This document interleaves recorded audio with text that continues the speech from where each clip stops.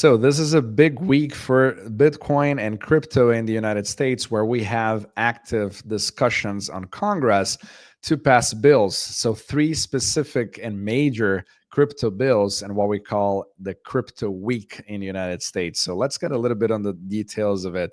So first off, the idea behind it is to provide clarity. So we have the Clarity Act to actually define what a digital asset is and what people can do or not do, and also to provide some safety for especially institutions who are on a gray area, not feeling that safe in order to really get into it without facing any consequences.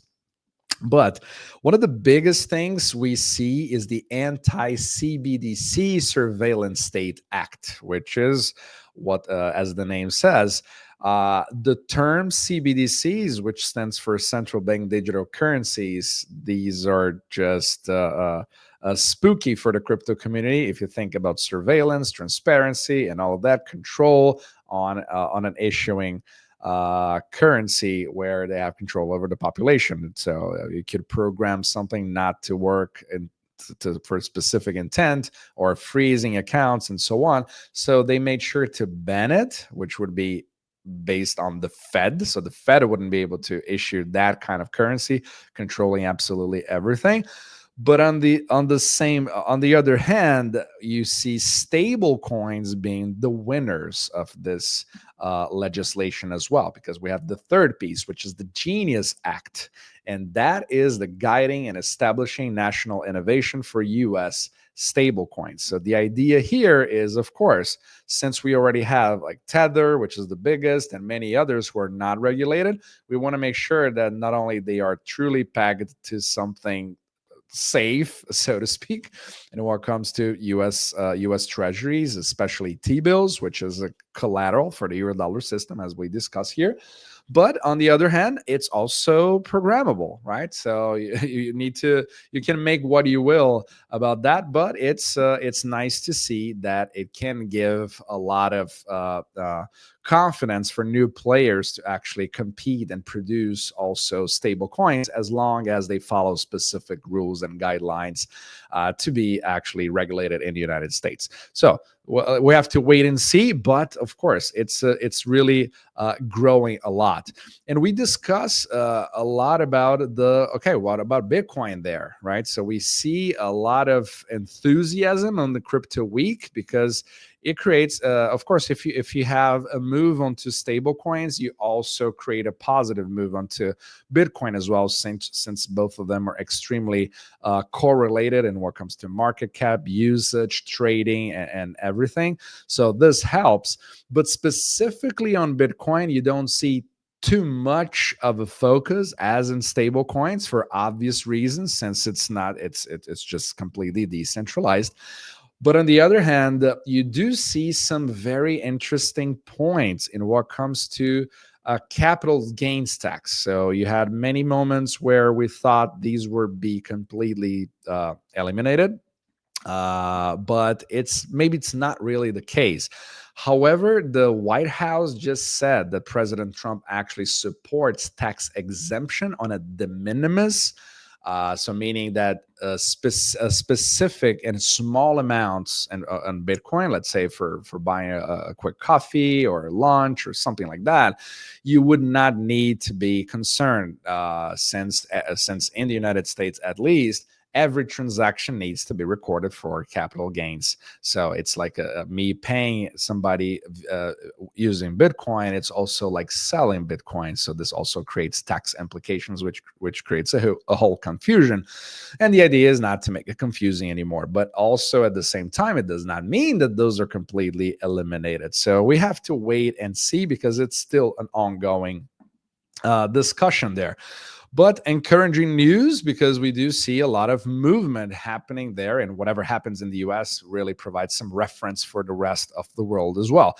But you might be thinking, okay, so what is going to happen, right, from now on Bitcoin after those, because there is a lot of euphoria going on in the markets. We discuss a lot about that in our latest Bitcoin report. So Sina does a fantastic job with those charts. So it really he crushed it on this part. So everything on chain, macroeconomics. I also have my own part here on monetary mechanics. So we're going to discuss a lot of things that can create some trouble to the Bitcoin price, but lots of liquidity coming in that will help Bitcoin, but not without some turbulence as well. So this can provide a lot of useful information so you can actually act on your investment. So links are on the description below if you want to have a look. And also there's a promo code below as well if you want to use it. So you clearly see that the United States is really moving in a very fast pace onto that regulation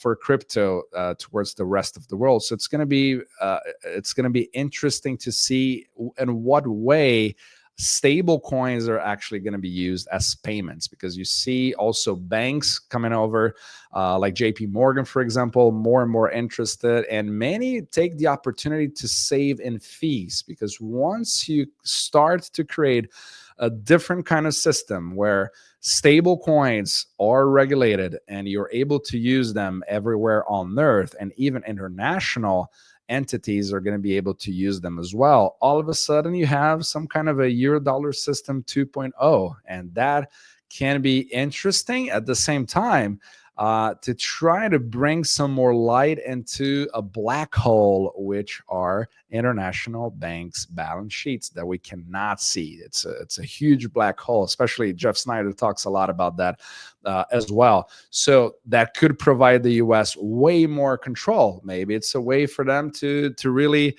control the parts that they couldn't as well. So this is going to be a very interesting situation, but at the same time, providing settlements on stable coins is going to be game changing for the banking systems, especially when you see how Swift is slow or banks not working on weekends, for example. So this is going to be very interesting. But again, that provides liquidity. And regardless if you want to use Bitcoin as a payment method, so the de minimis could be great for you, or as an asset for protection against inflation, in both cases, Bitcoin just consolidates its role as the digital gold, digital money, and all of that at the same time. So very interesting times. What a time to be alive. So, and of course, that reflects pretty well in what is happening right now onto the pricing. So we see that the approval is probably going to happen 100%. There were some back and forth there. But let me actually check here the current price as we speak. So yeah, so this is really interesting. So we are really close. Wow, almost back to the $120,000 as we record. So maybe I'll keep recording a little longer so we get that through the 120K. Just kidding. So you basically see how the market is really consolidating, and you see less and less volatility over time, which is amazing to see. So let's see the results of Crypto Week to see really how international institutions or foreign institutions, ETFs, all of those movements, and what's going to happen from now on. But it's really a smooth sailing, it seems, for crypto, but especially Bitcoin. All right.